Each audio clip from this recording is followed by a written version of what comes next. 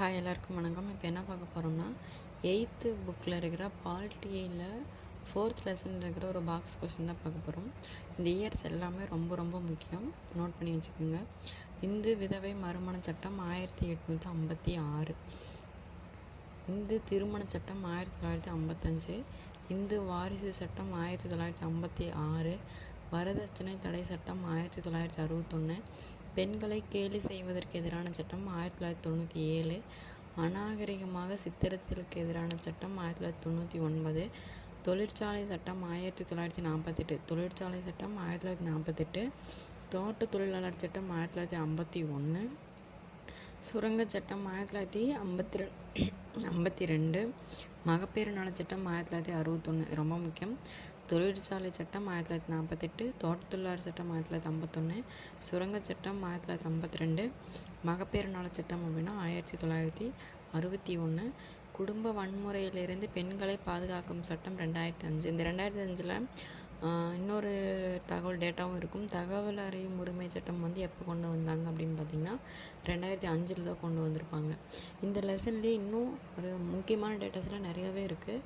இங்கே பாருங்கள், யூனிஃபார்ம் என்று அழைக்கப்படும் பெண்களுக்கான ஐக்கிய நாடுகளின் மேம்பாட்டு நிதி அமைப்பு 1995 முதல் செயல்பட்டு வருகிறது.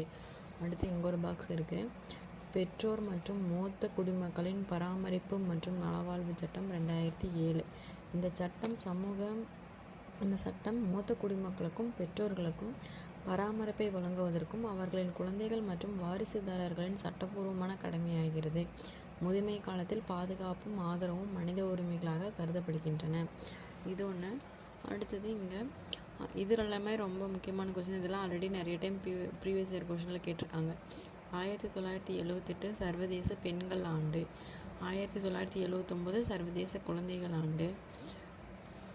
அடுத்தது இங்கே ஒர்க் பாருங்கள், குழந்தை தொழிலாளர் சட்டம் தடை மற்றும் சீரமைப்பு சட்டம் 1986, சிறார் நீதி சட்டம் 2000. இது குழந்தைகளை பராமரித்தல் மற்றும் பாதுகாத்தல். குழந்தைகளுக்கான உதவி மைய எண் பார்த்திங்கன்னா 1098, அதாவது 1098. போக்சோ சட்டம் 2012. இது பாலியல் குற்றங்களிலிருந்து குழந்தைகளை பாதுகாக்கும் சட்டம். இது ரொம்ப முக்கியம், நோட் பண்ணி வச்சுக்கோங்க. தேங்க்யூ.